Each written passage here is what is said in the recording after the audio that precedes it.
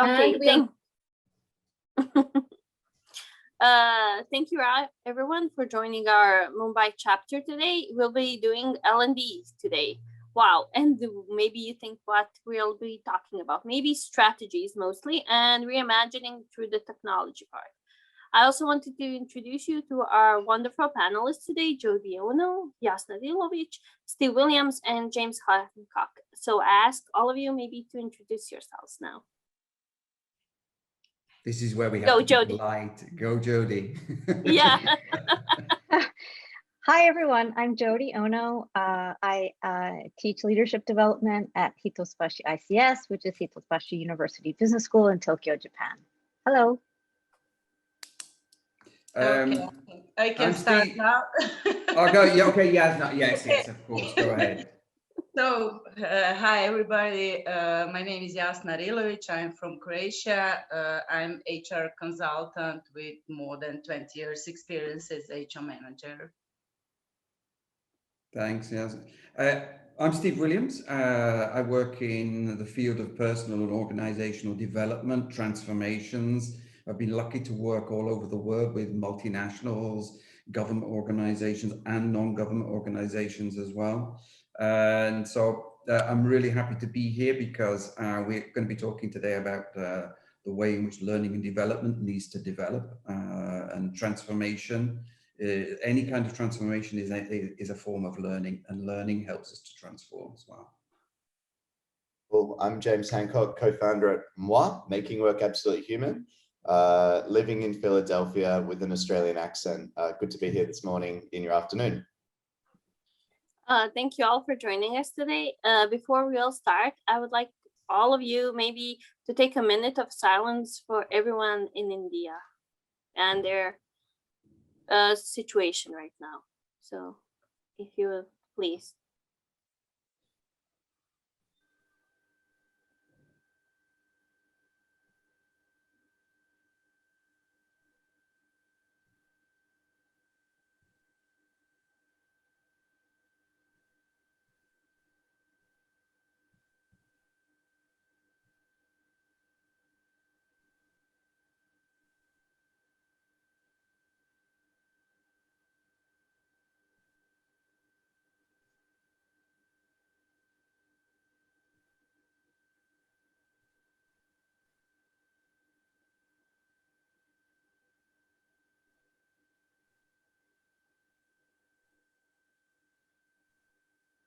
Thank you all for your silence during this time. Tina, I want to explain that the situation in India is not really good right now. It's really terrifying. The word COVID is something horrible that is happening there, and the increasement of everyone sick there.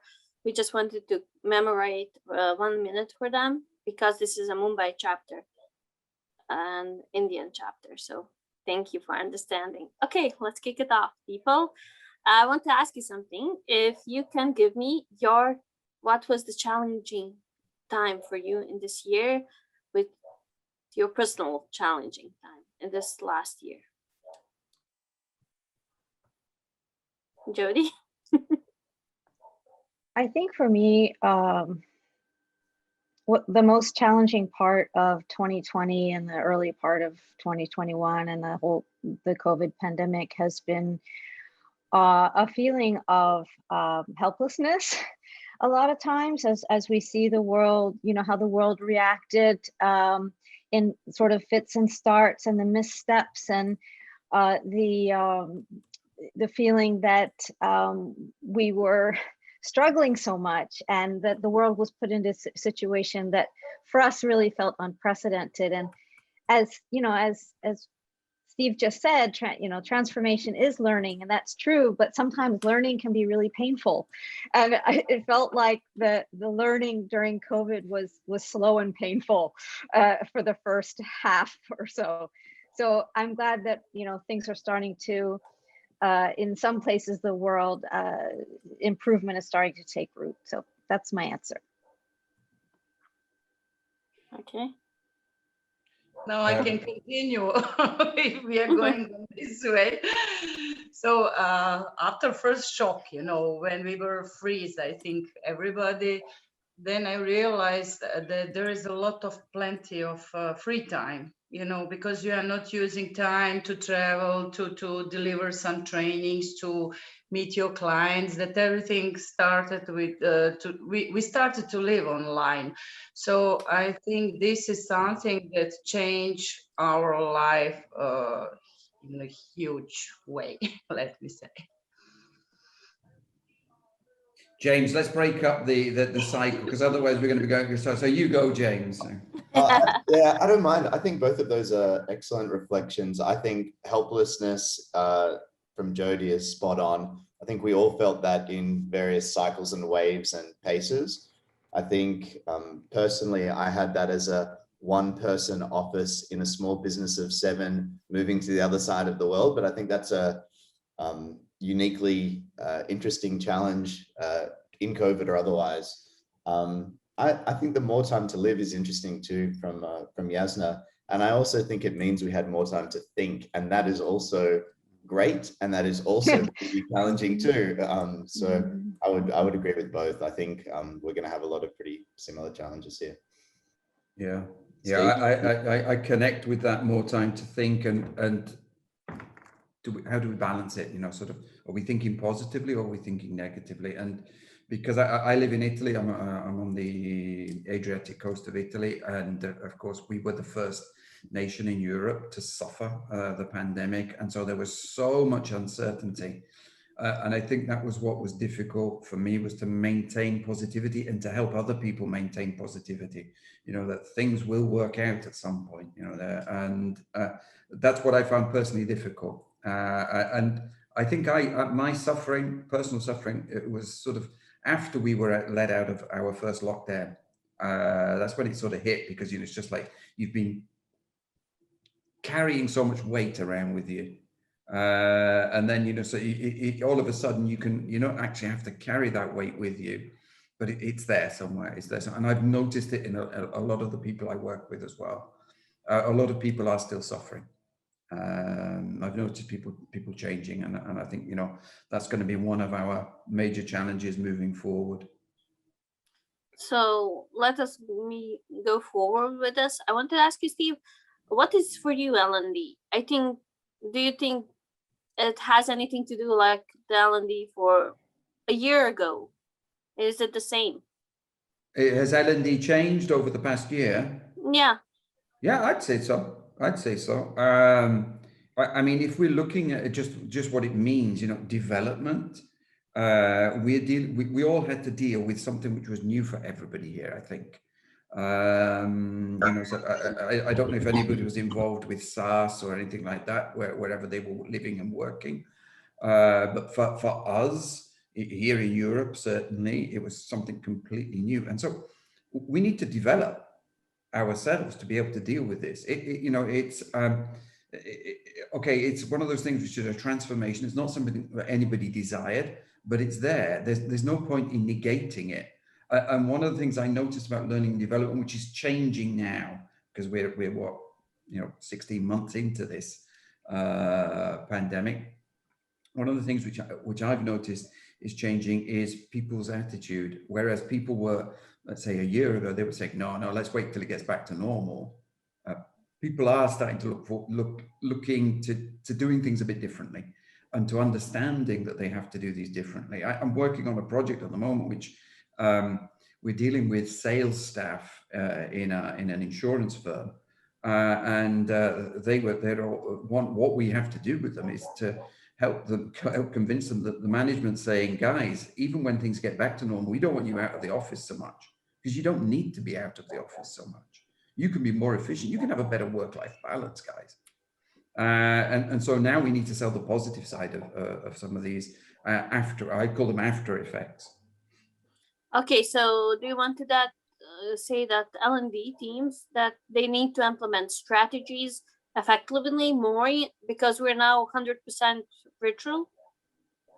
What do you think? I don't think we're 100% virtual. I don't think I don't think that's happened, and I don't think it's going to happen, and I don't necessarily think it should happen. But we need to be a little bit more aware. It shouldn't be a stopgap approach. It should be a more strategic approach to how can we use virtual. I mean, one of the big advantages is I don't know about the other people here. You know, sort of if we're called in to facilitate, often it's like a 2-day event, etc., etc. During that 2-day event, people don't have the chance to put things into practice, really. Yeah, they do mock-ups, they do role plays, etc. But it's by doing webinars, which last 2.5 hours, and having a webinar per week, people are able to put things into practice. That's making a big difference. I totally agree with you, but I want to hear Yasna's perspective of this because she's doing this 100% virtually, right? Okay, yes, not 100%. I tried to deliver some trainings, you know, on the class, but it was really challenging because at the end we had some positive people within us. So at the end, I don't know, you know, having trainings few days with mask, for me, I think with this that we lose what is for me the biggest advantage of this direct training, this non-verbal reaction. When you have mask, it's very hard to really understand what people really want to tell. So talking at the beginning about this very plenty of free time and this positivity, I moved during the COVID to virtual world with virtual trainings, and I really enjoy it because, you know, this is what also Steve mentioned, that now we have enough time, we have maybe this better work-life balance. So when you want to participate somewhere, you can be at home, you don't have to, you know, put your makeup and then travel 2 hours for the trainings, etc. So I think that we can find also very positive impact of this world right now. Yeah. I'm saving a fortune in makeup, actually. Yes, come on. What are your thoughts? Yeah, did you want to add in there, Jody, or do you? Go ahead, James. I was just going to say, I think there's 2 things we should cover there. One is we shouldn't only think that virtual has unlimited upside. I think there's big downside. And I think even though technology companies in self-serving and other ways are coming out saying, we're going to be virtual forever, actually, if you talk to the people inside, they don't want to do that. So that's one. Second part of that is, I think by design, Christina, in the title of L&D, the D for me, development, means growth and momentum and change and everything else. So I think that's when we're doing learning and development best. I think that's what people want and expect. As human beings, I think we've got an inherent dislike. And I think whatever people are, we could talk about high performing, average performing, whatever we want to talk about. But ultimately, as human beings, we don't want to stand still. We want to learn something. We want to change. We want to do something different. We want to get out there. So I think that's really important. But basically, I was just going to say, L&D is in the name. It should be constantly developing. I think it does. I think the other one that we should cover really quickly is hybrid working. I know that that's become more popular, but I think people were thinking about that early. It probably makes sense, flexible. It makes sense given we've got different people with different circumstances in the workforce at any time, whether we're in a pandemic or not. That's the way we're going to design for the future. It needs to be, and L&D needs to follow that too. What do you think about Jody, about this virtual hybrid work model? Well, what I can, if you don't mind, I'd like to take just some insights from what our business school has gone through in the last year. And I'm going to just put up some slides, and I won't pontificate, but I'll just run them by you. Let's see, where's it? So our business school is linked up with 31 other business schools in the world, and in the Global Network for Advanced Management. And you can see in the red circle, that's Sitospashi, but we're one of 32 here, and it's 5 continents, it's worldwide. And what was really effective for us was that we were already part of this existing network. And so all of the different schools decided that, okay, we're going to learn to do online. We're going to go through this shift to online together. And they identified very, very early on, what are the ways we can support each other and learn from each other to optimize the learning for the students across all these countries and schools. So this is just some first shots, but here we go. So we had, what was really interesting was, thanks to foresight from faculty, we had already an existing course for a few years going on called Global Virtual Teams. And so students, we had already been through a few cohorts of students teaching global virtual teams in different ways, because in the business world, so much was already starting to move online. You know, companies were cutting down on business trips.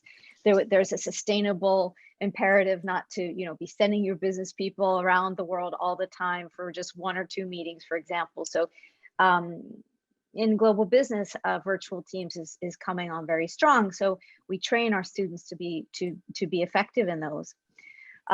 We went online very quickly in February, right after the outbreak in China. Many of our students are traveling around Asia, so we went online very quickly.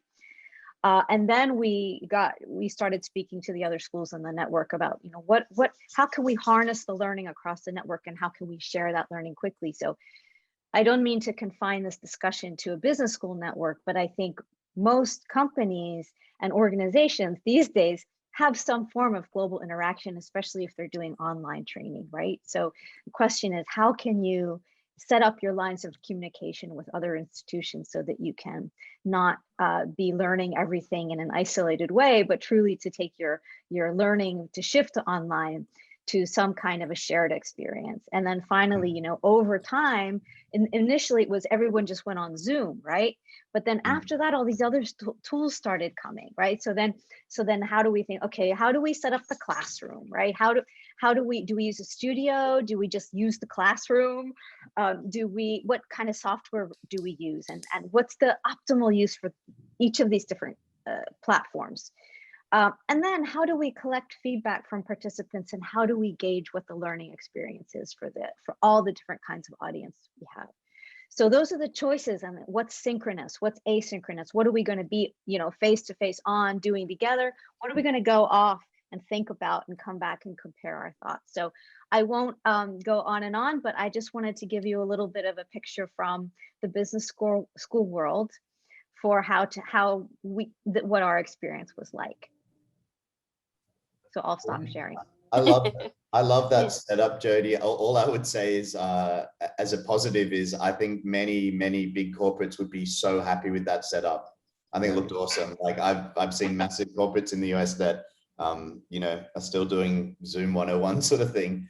So I think it's pretty cool. Yeah. Well, what's great in a business school setting, and you know, any kind of learning, you've got, you know, thankfully, I mean, I'm a digital immigrant, right? But the students are all digital natives pretty much. So, you know, there's a real, you know, one lesson is when you're instructing an online, you know, session and something goes wrong, don't freeze. You know, it's okay. Someone there is going to be able to help you. You know, all of the knowledge doesn't have to rest with you. And I think that can be kind of comforting for a digital immigrant like myself. Yeah, that's excellent. But I just have a question for all of you, because I know, Jody, you're in a different situation. For example, Croatia is not so for moving forward with using, for example, Slack or Remo or something like that. It is fascinating. But I also want to ask you, LNB hasn't been able to harness innovations in technology to help them augment, isolate, or scale human learning. So do you all agree with it? We weren't, you know, able to harness the technology in this LND last year. You know, incorporated properly, because as Jody said, everyone is going Zoom only. Yeah. And you have. Which I don't know. I'd be interested to hear from the rest of the panel here, but I just wonder. I was thinking about this morning. I was thinking, I do a lot of work with companies on how they should organize their meetings and sort of be more effective in their meetings, because let's face it, a lot of companies do have this meeting culture which is just sucking away time and energy from their resources. Yeah. And so if we look at what they've done, or I look at least at what some companies have done in terms of the way in which they're meeting. Okay, they're meeting via Zoom like this. Okay.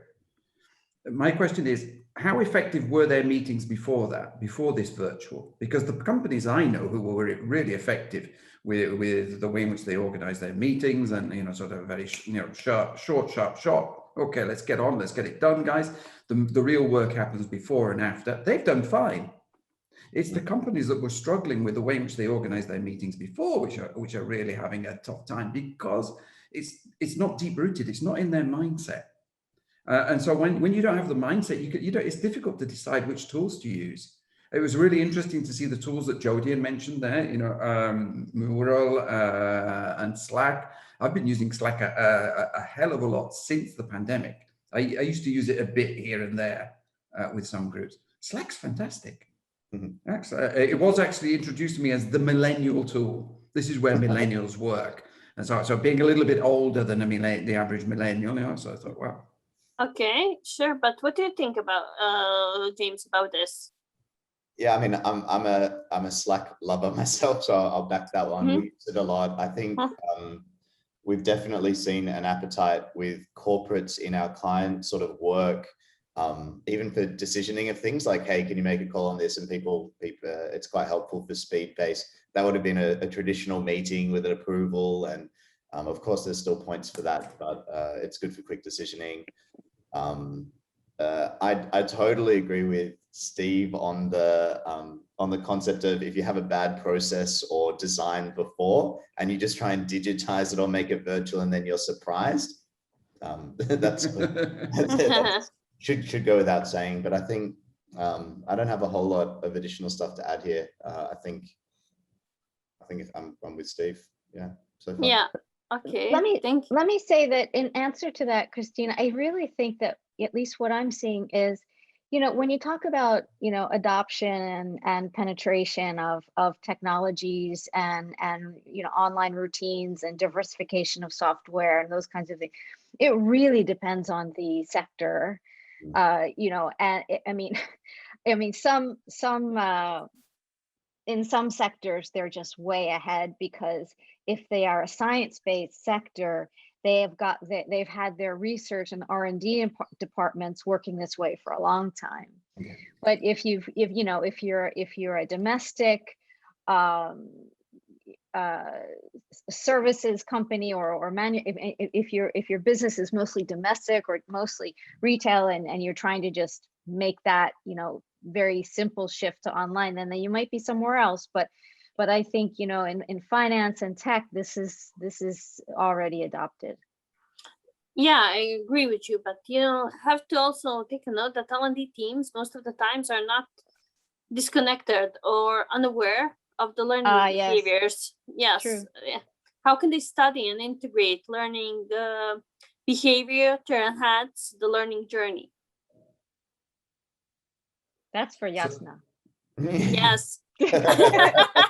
Yeah, I knew that. Okay, if I can with my 55 years, then everybody can.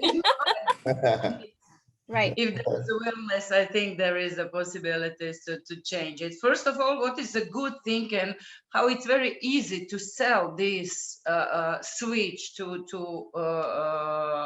let me say, to the owners, is that we are making a huge savings with this kind of learning and development, and then now everything can be much more affordable for all people, because now we can, when we see Judy's presentation, you can see that you can invite everybody from all around the world, and they are reachable and they are always supportive. Right now I never experienced such a good behavior. So for all people that I ask, for example, for some trainings or education, they're all open. So, it's not a big deal to learn something about Zoom or Slack or everything. If you want to do it, you can do it.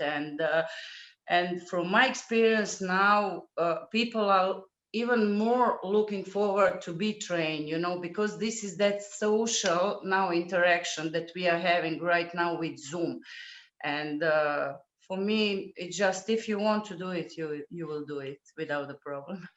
Yeah, but there's also a note, learners are losing their, interest in organizations, not only, schools or anything, but their own organizations. So what can L&D teams do more effectively or efficiently to, engage learners beyond the online platforms? Well, you know what I'm going to say. It all comes down to leadership, right? Anyone can learn and anyone can want to learn. You can't be an educator or a learning professional without believing that. So honestly, I have faith in human curiosity and neuroplasty. And I think that given the right leadership, the right messages, the right purpose, the right sense of engagement and reasons, I think people are willing to step up if you meet them halfway and give them the tools they need in a proper way. Steve, how do you That was a approach that? business school answer. No, and Sorry. I absolutely agree with you. I mean, okay, to answer this from sort of a more corporate government point of view, I'd say we need to be a little bit careful, because I have seen or saw an initial reaction to the idea that, guys, we can do this via webinar. For the first few months of the pandemic, no, we'll wait. And then, as Jody was saying, there is that curiosity, there is that a need as well, sort of for people to have better management skills or better leadership skills, whatever. And after a while, people started to test these things out and found that they could actually learn through this. It worked. Where maybe the danger was that if somebody had a bad experience, they'd been in webinars where basically it was just somebody talking blah blah blah blah blah with a PowerPoint in front of them. Well, yeah, I could watch a video, and this is where I think our advantage is. And I agree with James here. We're not going to move totally virtual. We're not going to do it. But what I've found is that there's a lot of really good material out there which we can make available to people, and then get together and do the sense making together. It's the sense making which and the practice which is where we will still have a role, and often that role will very much be one of being present in the same room with people wherever possible. But the other thing I want to mention, which links to Jodie's business school, is that, I mean, I'm looking back here. I was working with schools about 10 years ago on a project here, and even then, 10 years ago, if you think about the TED Talks that were out 10 years ago, some teachers were saying, well, why should I do all the blah, blah, blah? I'll let the people on the TED Talks do the blah, blah, blah, and then I'll make sense of it. And I think where we need to really work is not just in the business schools, but it's in the schools before that. That's where we really need to change our attitudes to learning. Because I'd like to ask, sorry, Christine, I'm going to bomb your No, it's moderation. okay. I'm going to ask a question. To what extent, Jody, Jasna, and James, to what extent do you find that people in their professional lives are aware of their learning styles and are aware of how much they actually learn day to day? It depends on the education system they experience as a child. Yes, that's my short answer. Yes, what can I see is that they want a mix, and this is the main thing. That, for example, what we are doing in Learning by Doing, one day you have a presentation, blah blah blah, of course, with a lot of questions, but then we have always separate part and 2 hours of questions and answers. Let's talk about that, what you really understood and what we have to go deeply. And I think this style, it shows the best way how people learn.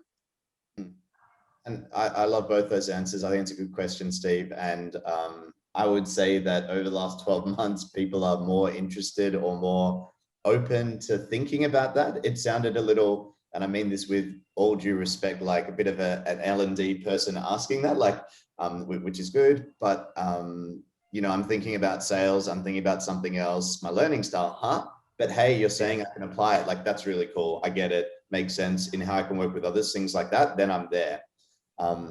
How I was thinking, Christina, as well, to your question, maybe I interpreted a little differently. Let me know if I'm going too far off course. Are learning and development teams or even HR teams disconnected from the business? And so this one I've thought about a lot over my entire work life so far. I think this is huge. I don't want to pick on any one model or thinking, but I've seen really great centralized models work, and I've seen really great decentralized models work. And I've effectively done decentralized roles, and I've effectively done centralized ones. I think it's easy to say that learning and development people should be decentralized. I think that would be fantastic. I think it would work really well. Do I think it would be the most efficient way? No, not necessarily. But I interpreted it as, were you asking about challenging the model? Because I think with all I want to challenge the model. Yes, we have to, you know, integrate it more or change it from just. Understand. With all due respect, I think that it's been great thinking historically. I think the Ulrich model doesn't work. So I think having your shared services, centralized functions, I don't think it works. I think people, if you sit in an organization of any size, if it's a university, it doesn't work. We like the idea of it because it might save us money, or it seems efficient, or it doesn't work. And so I think we'll find that HR gets split out into the business pretty soon. I think we're almost there, and it'll look really different, but that might be too big for the L&D conversation, but I think we're getting pretty close. No, this is good, because we also, you know, I have a question to the panel also, that we're starting about the statistics, you know, global surveys, that only 42 corporate leaders think that L&D can help their, you know, also business models, business goals. And only 38 of learning professionals like Steve think the community will be ready to meet their learners' needs in, like, I don't know, 5 years. I don't know what your perspective on this is, Steve. And furthermore, only 4 times more self-development achieves for the job happening outside of L&D and present. What would disrupt? I'd like to piggyback off what James was saying there, and some of the organizations I work with, I think the most successful is when they have dedicated HR, or each function has its dedicated HR, because they understand the business then. When HR is too centralized, they've often got a clear idea, but how often have I received briefs from people? Then when you go out and find out what's really happening on the ground, it's just like, well, I could have done with knowing that before. And one of the things I now insist on is, listen, before I even come up with a proposal, I want to interview some of your people. I've got to know what's happening down on the ground. And so that's what I've seen. Where there are dedicated HR groups, they can often be really, really effective because it's that they're sort of decentralizing that.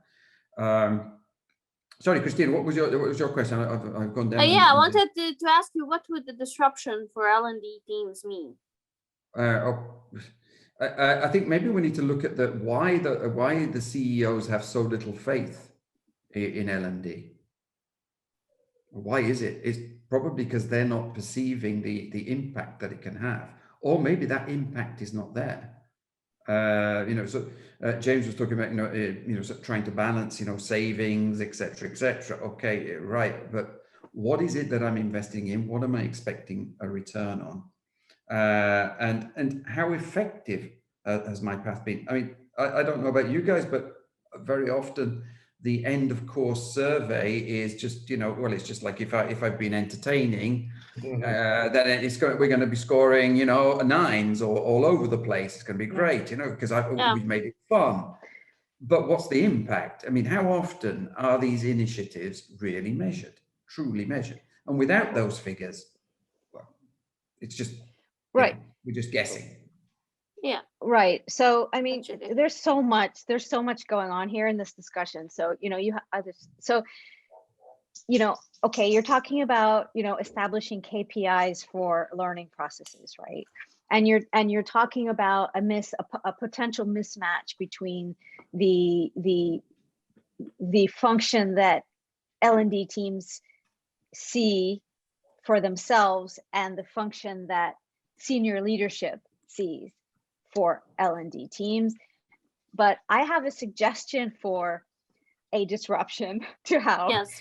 L&D teams work, and that is, let's make sure that people who are at least the ones leading L&D teams understand education and understand what happens in the human brain and when learning occurs, and understand that different education systems produce different pathways to learning and different wiring in people. Our brains are being molded by how we are taught our whole lives as kids. So if we come out of a system that's highly centralized or focused on information reporting or memorization or rote learning, that's how we're going to keep learning. We're not suddenly going to change, right? And if we come out of a system that's very inquiry based, not focused too much on facts and dates, but focused more on how to ask a good question, you're going to have a very different kind of learner, right? So you go into these organizations and you have this, especially now in global organizations, a vast range of different kinds of learners. And so the L&D teams need to understand, okay, first of all, what am I supposed to teach these people? What do they need to learn? And what is their learning process? Because it's going to be, the outcome is going to be different for different kinds of learners. So somehow they need to get people on the same learning page, I would say. That would be my suggestion. Thank you, like Judy. also to mention, so as HR with a lot of experience and working in one small country, but as a part of some huge international American, French, Polish and Indian companies, and having such a huge learning and development department in headquarters, what I think that the owners have to understand is that there is no this copy paste in every country. So what Steve was mentioned, my best experience with working for international companies was with ACG from Mumbai, by the way, where they proposed me a lot of trainings, a lot of development tools. But then they gave us opportunity to adapt it to our country, to our system, to our values, because we are not the same. And having this part that Judy said, yes, we have to understand how we can really use our brains and our experience, but also we have to really recognize the situation where this process is now implementing. And this is what we really need in learning and development, to understand the environment where we are providing our educational development. How did you, James, approach this? I know your company is on 2 continents. We work with people across, data is always what we're going to want to look at. I think learning effectiveness, I think we'll be constantly thinking about how we evolve and measure that always, and we should be. I think the easy solution to Steve's suggestion, but with great ideas from Jody to improve that, is tell a joke at the end of every session to make the happy sheet happy. The tick sheet happy at the end, but that's not really going to get you very far with the leadership, or they're just going to look at it and go, cool. We would know how to play that one out as well, everyone. I think where I've seen it fall down a little bit is actually where we get too hung up on, and I don't like it. I get the concept of it, but I don't like learning return on investment. I don't see that measure working, to be really frank. I think it's too narrow. As someone with a small business and a cost base, of course, we're thinking about time and effort and what we're taking away in order to do learning. But it's narrow. And I think the best leaders do get that. Of course, we're worried about ultimately the dollars we're going to spend or the capacity that we're going to use. But if we're saying, you know, we need to get 5x on that, show me how you really measure that. I'd call you out on how you measure it. Like anything else, I think you can say we're happier to say, wow, Christina, you did a new initiative and sales went up, but actually it was because of the weather. It wasn't no offense, it wasn't anything specifically.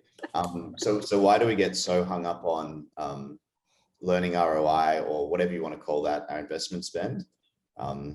Things like that, I think we're getting hopefully past it a little bit. And when you read case studies, even the biggest in the world from large tech companies or anywhere else, and you see, wow, look at this, the effectiveness of doing, I'll give you an example with no names, but I could, is a virtual reality training is more effective when you do, and you're like, do you know the cost that was invested in that though? Do you know how deeply that went? Do you know how short-lived that would be? As part of a broader learning thing, yes, sure.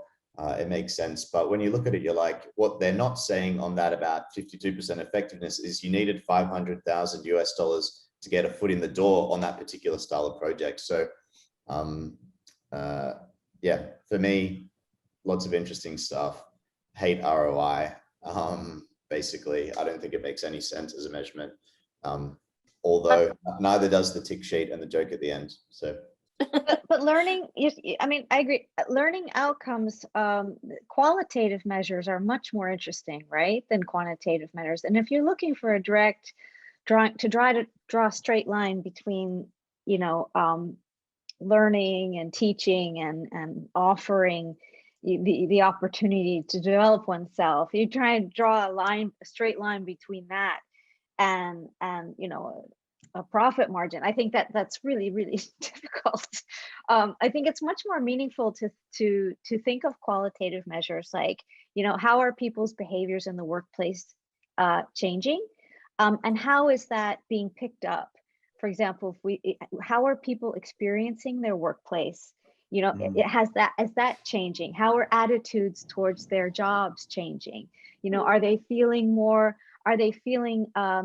that they have the opportunity to develop themselves? Do they feel validated and supported in that desire? Do they feel that they have choices in their career? And those are the things you can actually track over time. It's what questions are you willing to ask, and are you willing to track? I love that, Joe. Sorry, Christina, I just have to like put my +1 that, put a high five up, because I think you said over time, and we need to get simpler on the measurements and do it longitudinally. We know that's the way to do it.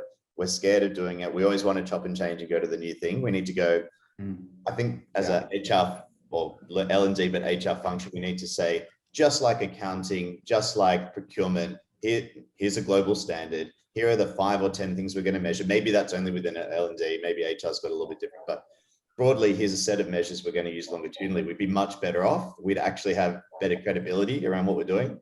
I think that'd be cool. Finding what those are, obviously that's harder and would take a lot of debate and discussion, but I love that as a concept. I think it's huge. I think big for the profession. Maybe we should do it, James. Woohoo, let's do it. All right, signed up for a biggest project of my lifetime. I just have a question for you. When we were talking about this, the innovation standard and what we should maybe change, you know, that the new buzz now in the world and the organizations are reskilling and upskilling. So I want to hear your thoughts on that. Yeah. What do you think? Jasna, maybe you can also give me some feedback on that. How did you do it? I'm just thinking about this project that James. I'm still on this. You know, this is an honestly, incubator.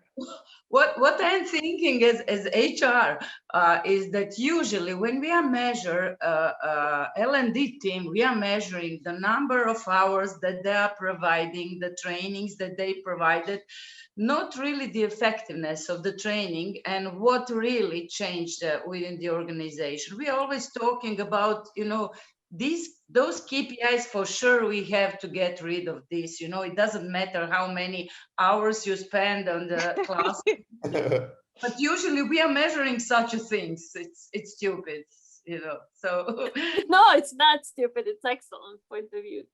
No, it's stupid to measure this. To measure the hours, yeah. We get that a lot in Italy, where you have different funds which are set up, and so all they're interested in is that you've done 8 hours with them. It doesn't matter what you did with them. It doesn't matter how effective it was. As long as you've done the 8 hours, you're all right. So Yes, you are measuring hours, and you are measuring the dollar. So how much money you spend on some training. That's the only measurement usually that we are using for L&D, you know. And at the end, these fancy feedback forms at the end of the trainings, are you satisfied? Did you have all materials and blah blah blah? So I think that we really have to change these KPIs for L&D and it's really interesting what some of the things which are coming up, because we've talked about the new thing. We've talked about we're talking now about buzzwords. There's something I often refer to as lift and shift, right? And we talked about this earlier on.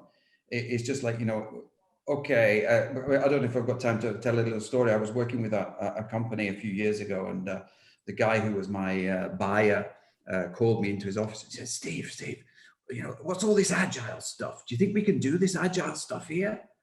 Because he was part of a group with a subsidiary firm to a larger group, and the larger group was talking all about agile. And I said, yeah, okay, so if you completely get rid of your hierarchy, change your management culture, agile could work here.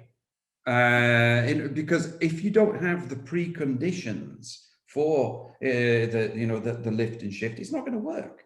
I mean, we talked about, Jodie was talking about this earlier on, about the different learning styles, okay, and the different cultures that we have. And it made me think, just before we came into this debate, I was thinking about the learning organization, you know, as a culture within large corporate firms. It's never really taken off. I mean, we're looking now. I mean, sort of, you know, Seng's work was what, 1990, the fifth dimension.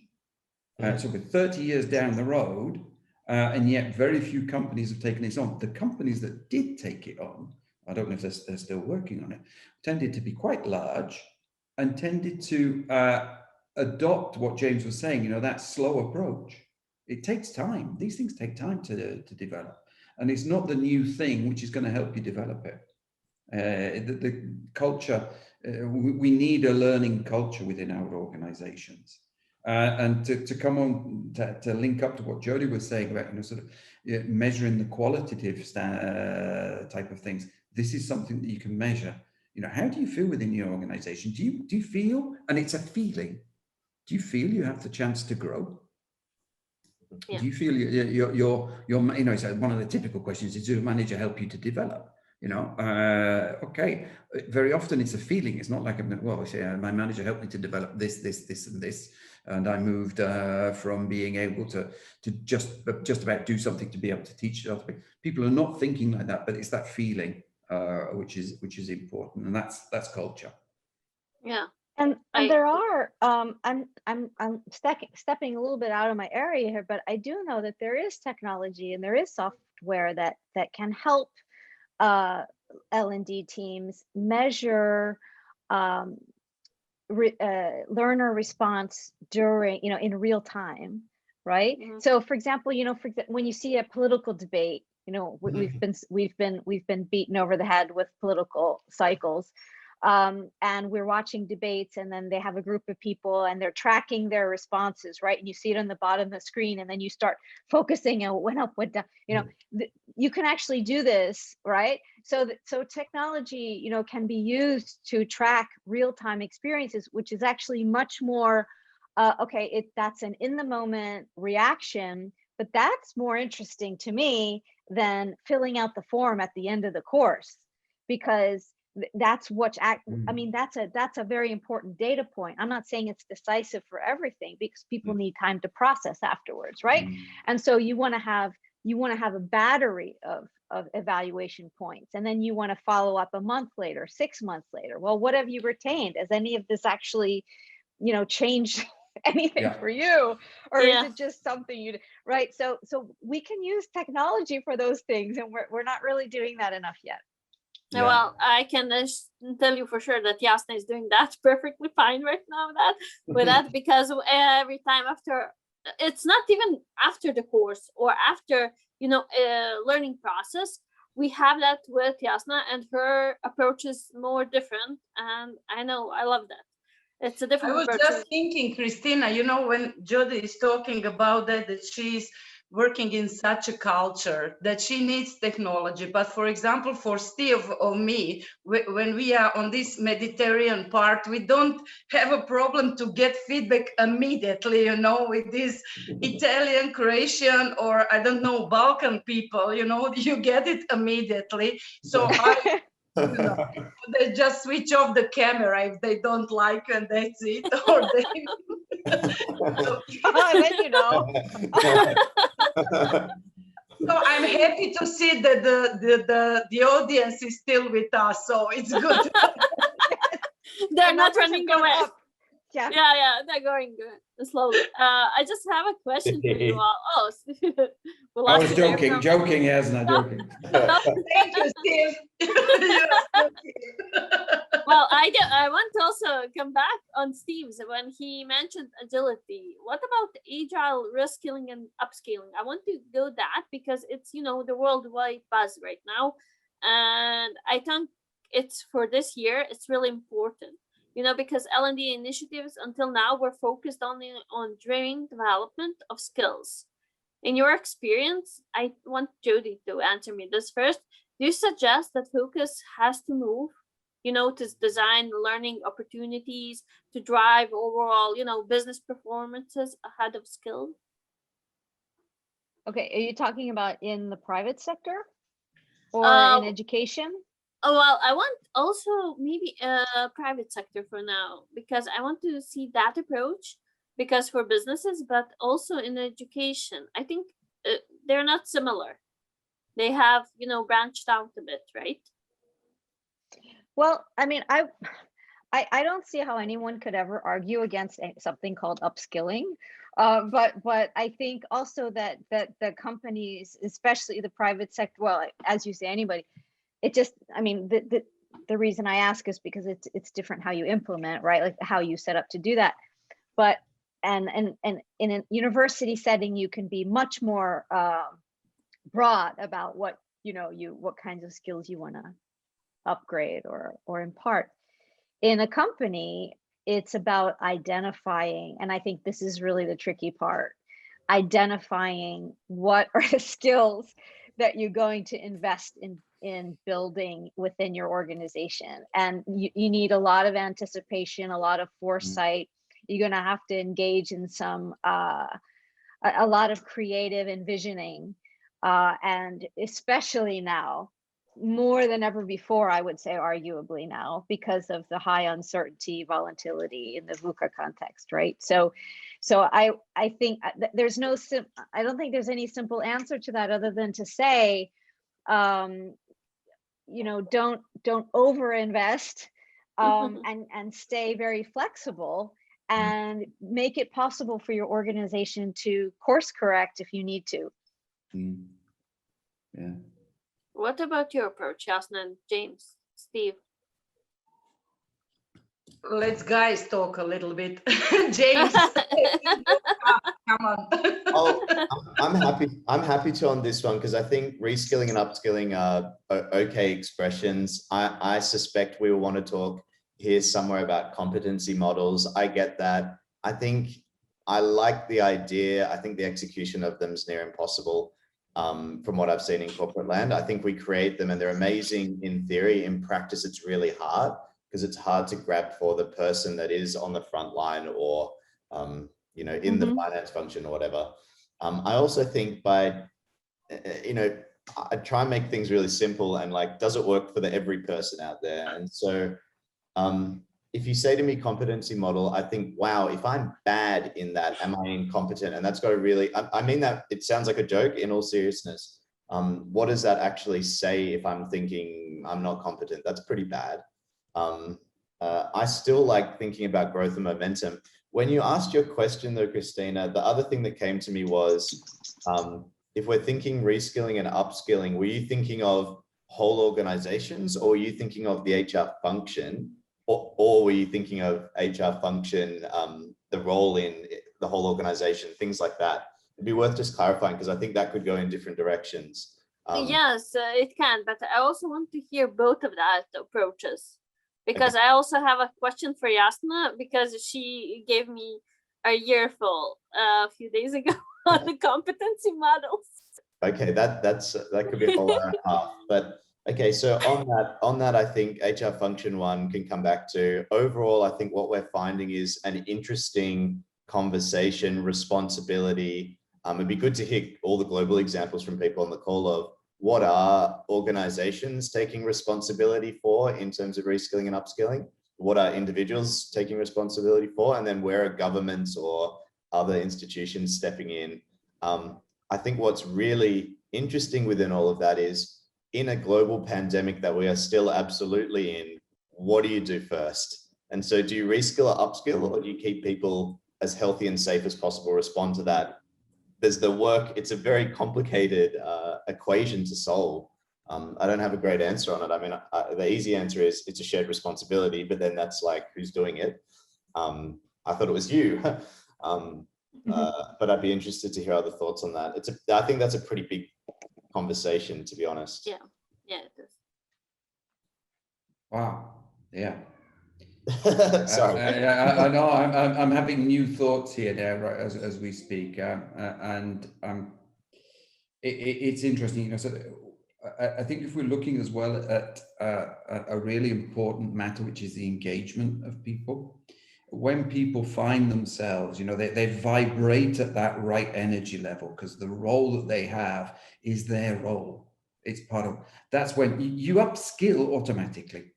You do it automatically. You go out there and you look for what it is that you need. You know that you don't need you maybe need some mentoring. You maybe need somebody to guide you from time to time, but basically you're going to be doing it, you know, so on your own. And so here, this is sort of perhaps a utopian view, but, you know, sort of, if we're looking at having that kind of flexibility in our lives, it's not just the organization which needs that flexibility, but it's the people within that organization. At the end of the day, an organization is a social organism. It's made up of people, and if we can get the people into the right areas, that's where the organization is going to be self-organized. It's going to move, and we don't need to maybe force L&D, but we need to maybe encourage it. And you know, so that would be a nice, for me, that would be a fantastic organization to work in, one where people can, you know, sort of find their right place within it. What about your thoughts on this, Jasna? What I'm thinking, first of all, I think that we have to change our competency models. First, when we are talking about technical skills, we now learn during this last year a lot of new technical competencies, then develop it on the highest level. So for this technical part, I think it's not a problem to do it.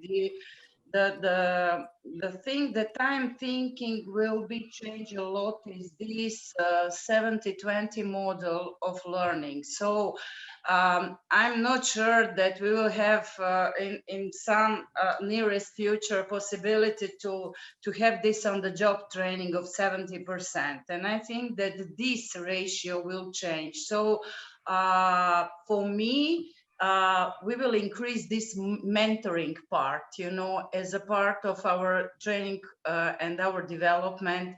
Of course, also, let me say that it will be, from my point of view, 40-40-20. So it will be on the job 20, and then 40 will be trainings and all education, and 40 will be mentoring, coaching. From my point of view, this will change the world with this virtual way. Of course, we will stay, of course, that we will have this on the job part. But when you are thinking, and when I'm thinking as HR for onboarding process, it's impossible now to be with somebody and to show that person how he or she has to work. You have to use all these other tools to help them to be really useful after 6 months. This is my way of thinking. Well, did you maybe do some kind of methodology for that can be used for This is new administration? project. No, my learning and learning by doing is that way, because I'm always, for example, what I'm doing with HRs, that I'm teaching them, but also having all this mentoring. I have individual classes with HRs. I'm trying to push them to implement all those things within the company. So we connected with entrepreneurs, and now all our participants have a chance to implement what they learn from, I don't know, job analysis to competency model, performance management, everything. But this is the way that I think that it works the best, you know, learning by doing and implement everything that you learn immediately. Jody, what about you? I want to hear your thoughts on that. And if you have any maybe suggestions. Well, it just really depends on the function, right? And not, I mean, yes, I absolutely agree. The ideal is that people apply, you know, especially if you're talking about reskilling or upskilling, to have the opportunity to apply those skills immediately. So it just really depends on the level of operation, and, you know, is it knowledge work? Is it technical work? You know, it just really depends. You know, and could it be, you know, it could even be something qualitative, like evaluating people or giving performance reviews or something like that. You know, okay, well, you've learned this, start doing it right away. Okay, yeah, that makes perfect sense. But in order to really make that happen in a very complex organization, that's going to be tough. Because if, you know, for example, with Japanese companies, you know, they have a very often systems of job rotation where people are moving around within the company every 2 or 3 years. So, you know, they could argue, well, the return on that kind of investment is going to be really, you know, short-lived, because you know, the person's going to go from HR to purchasing, you know. So I think it just depends on the organization. It's hard to make these conclusions generalizable across sectors and across, you know, countries. But I think that the answer probably then there is every organization needs to understand its own learning needs, right? And not just take in, you know, some idea from some other organization they admire, or a competitor, or the competitor's doing that, let's do that too. No, that might be completely wrong, you know. So the organization has got to put the front time in to figuring out what the needs are, you know, and how, you know, what are their needs and what do people want anyway, you know. So you know, if you've got a willing base of stakeholders within the company, lots of things are possible. But if people are force-fed skills and not given any, you know, clear path for applying them, you're not going to get anything out of that. So, I mean, it's a terrible answer to say it depends, but it's not just that it depends. It's that how much energy, resources, and, you know, and time is an organization willing to put into analyzing what its skill sets needs are. Yeah, I love that answer, Jody. I was going to do a reaction, then I thought, I don't know if I want to do like a balloon, celebrate or a thumbs up. Do it all. Yeah, and if I want to do it on the recording. But I think one of my other bugbears, it's like a frank Saturday morning here in the US, is I think all of us and everyone on this call, but we should obviously be reading, knowing what's out there, etc. But if I hear one person say best practice again, I will lose it. So please don't on any call. But I think what you're implying, and it actually went to Steve on Agile Principles, is let's do actually human-centered design. Let's try and get what I would prefer to call right practice for the context organization. Makes a lot of sense. Doesn't mean we can't get good ideas from elsewhere. Of course, actually, that's a principle in human-centered design in and of itself. But I think that right practice is sort of the way forward. And I think the best learning people, the best people full stop, will always look to that anyway, I would hope. Yeah. Yeah. What are your thoughts on this? Yeah. Totally agree with Jody about getting the needs, and it's understanding the pain points as well within the organization. I mean, if you're going to create a new product, it's one of the things you look at. What are the customers' pain points? It's exactly the same. I mean, what is it that our managers really need? What is it that they need to help them move forward? And here, I think this is one thing. This is one area where, because we are the specialists, we run a serious risk of understanding exactly what happens in any department, and understanding that most people in a management function are not necessarily wonderful learning facilitators. Yeah, they've got other responsibilities as well. They've got their KPIs to meet, guys. And so how much time can they actually dedicate? And which is why, I was asked to use the 70-20-10 model in a number of companies because it was part of company policy, et cetera. But my suspicion was that it was just to say, guys, okay, we're not going to spend that much on training, so we're going to keep that 10% down. But it's also, okay, how much learning is really happening out in the field? I know it is, but how much is that being consolidated by some kind of tutor? And this is when maybe why L&D can become a little bit more decentralized, having people within the organization who are there to act as mentors, to act as tutors, and that's all they do. That's it. I once proposed to a company who said they were wasting too much time in meetings to say, okay, well, look, bring in 2 professional facilitators. You pay them for a year. You pay them a salary for a year, you bring them in, and at the end, we'll work out how much you're actually saving on the meetings. Oh, no, we couldn't do that. It's going to cost us £100,000. It was in the UK. Okay, but how much are you spending on those meetings? We need that professional help, and not all managers are going to reach that level of being a professional, of being a learning facilitator. And we need to bear that in mind. Okay. Well, I think that maybe reskilling and upskilling and array of your every thoughts, how can L&D move forward, beyond performance management? I want to hear those feedback also, because performance management, we always try to keep it separately. Yeah. What about now? Is it still separate? Do we need to manage performance, Christina, or do we need to encourage it? Well, that's up to you to answer it. Good question. Yes, it's we have to force it. But when we were talking about this, I'm going back. I have to think about some things.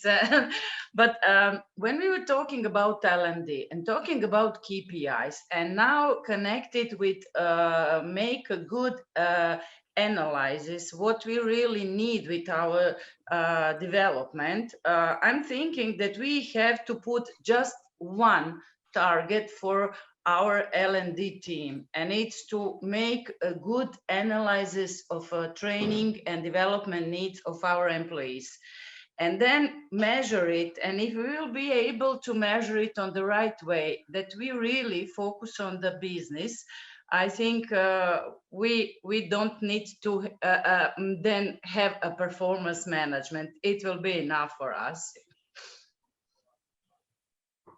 You, Jody?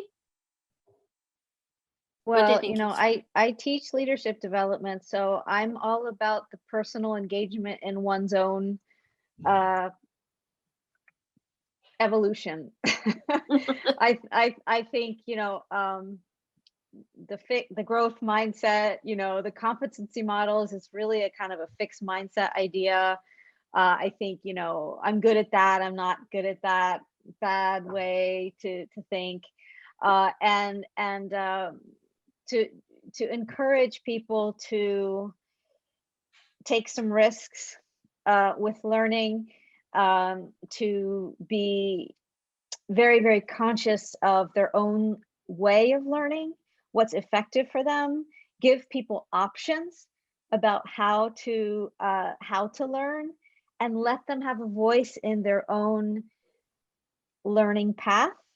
Let them learn things that maybe don't have a direct applicability just as a way of encouraging creativity in the workplace. It doesn't have to be all that, but they should have the opportunity to develop themselves. And so that's where I take my cues from leadership development. And so because leadership is also about learning, right? And the best leaders are really, really good learners and don't think they know it all, right? So that's where I take my cues. Yeah. James? Ways of learning, and that awareness is fundamental. It's fundamental for us, and it's fundamental for everybody in any organization, I think. Yeah, but you have to keep in mind a lot of organizations drive net promoter score, of the measures of L&D success, while their L&D initiatives are push strategy to learners. What do we need, to do differently to make it a full strategy for learners and have metrics beyond, net promoter score? Oh, that's an interesting one. If it's okay, I was just going to say on the end of the last one, Christina, then I'm happy to try the net promoter score reply. Please. That's a tough one. People do love net promoter, especially marketers. Makes more sense there. On the performance management one, again, anytime we want to manage a process, it's kind of too late. And so, yes, it's easy to think performance management is underperforming. Change management we care about, and then we ask people how we went, and I've never seen someone say organizations nailing change management in a survey. It never happens. Not possible to see that. If someone's seen it, please, I want to talk to you. Because we're looking at it way downstream. We're not thinking about it on day one. Like, change management happens by building receptivity with people about what's happening, not, oh my gosh, here's something new, let's manage it tightly, let's communicate, let's just talk to people about why we're doing it. Let's hear the challenges up front. If we do that well, then it manages itself. Same as performance, to be really frank. So I think that's important. Like, management is too far downstream in these processes. On net promoter score, thanks, Jody. Welcome. Net promoter score, I get it. We thought about in marketing, do customers advocate for our products and services? It's obviously got a numeric calculation to that. People probably know it well. We won't explain it. But cool. Are you an advocate? Are you a detractor, or a promoter, a detractor? Or are you in the middle, or middle, but not really middle, but sort of middle from the calculation? We tried to do that to say, if you would show up to learning, would you then advocate for that and say, hey, Steve, Jody, Yasna, went to this great thing with Christina, come along? So that's more are you a fan approach than was it good or effective or anything else? So it's kind of like a marketing metric, like a cheerleader approach than anything else. It's not saying it made me do something different. It made me actually think about something. It's just saying, did you like it? It's very similar to Steve's example of the tick sheet. I'm going to tell a joke and get the recency effect, and someone's going to think it's great and move on. So I think we can measure things better. The simplest answer that I could give, I think from Jody, Yasna, and Steve, is basically you need to measure simple things longitudinally. That's the way forward. Net promoter score, okay, if you're using it over time, it's not the worst thing you could possibly do. At least you're doing it repeatedly and getting some comparison, but yeah, I think it's a bit blunt. It came from somewhere else. We said, oh, best practice, net promoter score in marketing. And then we went, let's apply it somewhere else. And I'm not sure it works. Yeah. I think an interesting thing here is, because let's be honest, I'll be perfectly honest with you. I often have to use it because that's what's requested by a client, and you try to push back. But one of the things that I do try to encourage is that it's used as a part of the learning process. So it's not just an assessment on what happened, but it's like, hey guys, do you remember what you did 10 days ago? Applying the super memo model. So that, it's not necessarily, okay, so and you get them to rank the things that we looked at. Okay, so which of the things are you using at the moment? Which are the things which are most useful for you? Because it's a way of getting information. It's a way of getting feedback from people that, because when we are brought in as a facilitator, maybe we don't, the company pays us to be there for a certain number of days, and it's not like we're hanging around the company. although that's a great thing if you can do that. You know, I worked with a company where I'd go in and do 2 days training, and then I would be in their office for 2 days doing my own things, but available to them. And that makes a big difference, because you're there, you're reinforcing things. And so if we're going to use these kind of surveys, we need to use it as part of the learning process, not just a simple measurement of it. Jody, do you have anything to add? I don't really have anything Yasna? to add on that. No, I think those were good answers. Okay, well, I also have another one for you, because I was thinking when we were, that the organizations prefer, the best practices to build their own initiatives. It's usually copy pasting frameworks such as RAM, triangle leadership model, etc. Sadly, the learning impact is just, like 5 or 10% of workplace after learning sessions. So what must L&D, do differently to design their own unique framework and learning models? I've got the world's simplest answer to that is talk to people, listen to people, try something, and then if it doesn't work, try it again. It seems very basic. I think that my observation, and I say this with due respect, and no one on this call, of course, you can tell from what everyone's saying that it's very different, but we say we're going to do that, and then nothing ever comes from it in a function. We're waiting, like we're constantly waiting, or things change. Organizational context, whatever, leadership changes, all of these things happen. This is normal. But we say, wow, we're still trying to get our head together on how we're going to do sales training. Do some, see how it goes, and then refine it, opposed to say, we can't do it because this changed. Do something is actually a good answer in this scenario, to be honest. I think no person in organization is going to be angry at the HR learning function because we tried some training and it didn't work. Especially if we say it in a position like that with growth mindset, like Jody mentioned, etc. I think people are far more open to that than ever before. It's not like I must show up and this will be the training, and after that I will be a great leader from that one thing. And if they do, they're probably not going to be a great leader. So yeah, I think try something. It's very basic advice, but I think we do better for it. Yeah. Yeah. And that's one thing. I don't know. It'd be interesting for. I mean, okay. So it's there are just 4 of us and Christina on the panel here. How often do the organizations that you work with allow you to run a pilot? I think increasingly no one lets us do something that's not a pilot. Actually, it's almost interesting in its own way. And my thoughts are, you should always start small. It kind of makes sense, but you need to know how you're measuring it to then show that it's worked or not. And I think that people do, when we do a pilot and it doesn't work, people actually, I wouldn't say like they love it, but they're okay with it. It's surprising. It's not like, oh my gosh, miserable. It's like, cool. Just like an investor wouldn't put 100% of their money into one thing. We put 5% in and tried something, found it didn't work. Hey, cool, we didn't lose 95%. Let's do something else. Yeah. It kind of works for me. And we're seeing large organizations try pilots and invariably refine things. You should do that. That's good. And then move on and keep refining. That's good. Oh, that's good to know. I mean, in Italy, we have a little bit of a problem that it's perceived as not being democratic if you choose a group of people to be a part of the pilot. And so they would rather do everything blank. And you just keep saying to them, guys, why spend all that money? It's just because it's you're diluting it. You're diluting the effect. And if the pilot works, then you're gonna continue investing. Sorry, Jody, I interrupted you. I was just gonna add that from my experience as in the classroom and teaching in some very different parts of the world. I started out teaching leadership in Texas, and then a few years later, I was teaching leadership in Tokyo to students from maybe 20 different countries. And so my point here is, know your audience and leave enough room in your programs for some customization.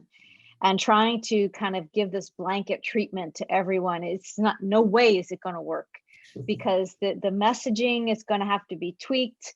The levers that you pull on, that to get your point across are going to change depending on who you're talking to. So that to me is one level of sensitivity that L&D teams really need to work on. True, true. Yeah, But if I can tell, for me, the main competencies of the people in L&D has to be flexibility and egoless. So, you know, you try, you fail, and you go on, and then try to find the best thing that will help our people. yeah. Well, I won't scare our audience because they're maybe intimidated to ask any questions. But once again, if you have questions, be free to ask. If not, ask them later, and we'll try to answer them through a email or something. And I want to also ask Jody, James, Steve, and Yasna maybe to give me their last point of view of how they see L&D and how it's going to affect 2021 and 2022. How it's going to, or how we'd like it? How you'd like it, will be more preferred. I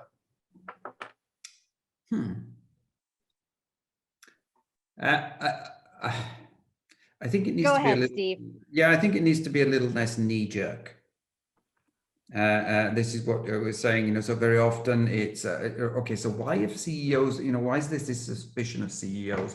I'm speaking from my experience here, personally. I don't have statistics on this, but I've so often seen that this is what we need. It gets cascaded down to HR, and so this is what we're going to do.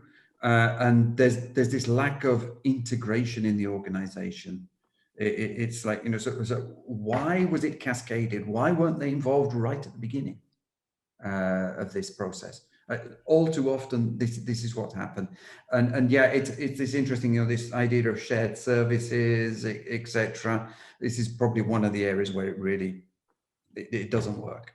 It doesn't work. So that would be my thing. It's just like, okay, the L&D needs to be integrated. It needs to be diffused. It needs to be a part of every living cell of this organism. I could say that I would like to give a message of optimism and enthusiasm for the future. So as tough as the past couple of years have been and horrible in so many ways, we have seen people come up with some amazing, empathic, and creative ideas. And we need to take heart in that. In the beginning, everybody just went on Zoom, but now there's so many other tools too. I mean, we've really seen a proliferation of tools we can use to connect, virtually, and we're learning how to use our time offline better.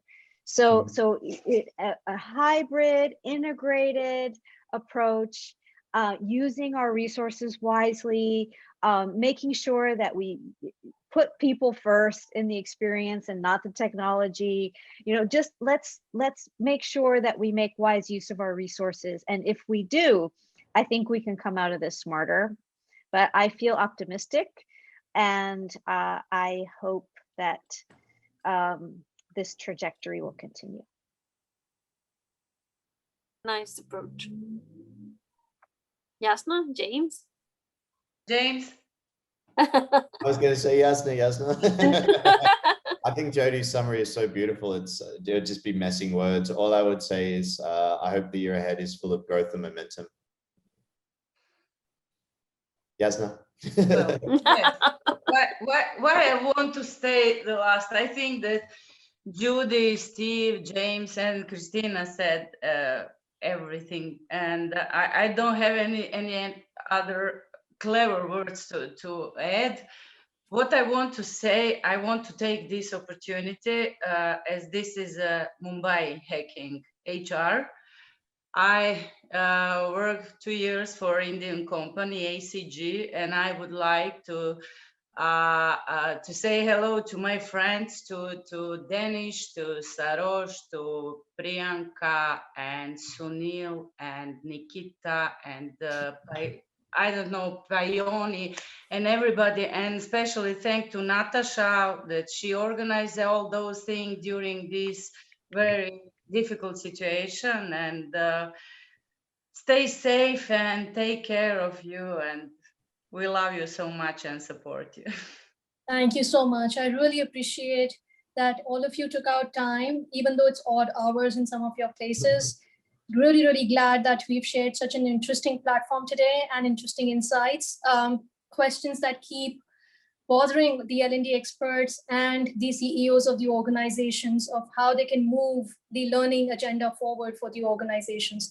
Thank you so much, Christina. Very well moderated session, very insightful questions.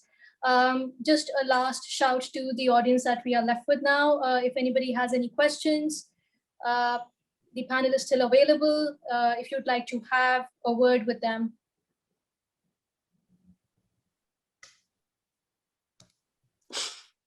Thank you for listening to us anyway. Yeah, thank you. Yeah.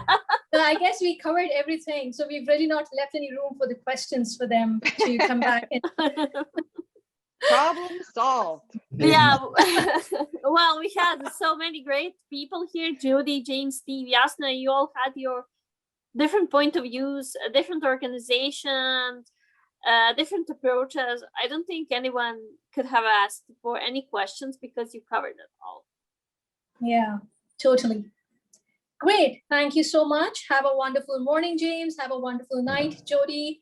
A wonderful afternoon, Yasna and Christina. And I think you're in the same time zone as Yasna, Steve. So a wonderful afternoon to you too. Thank you. Awesome. Well, so much. Take care. Thanks You to you too. all. Okay. Thank Bye-bye. you. thank you all. Bye. Bye. Bye. Bye.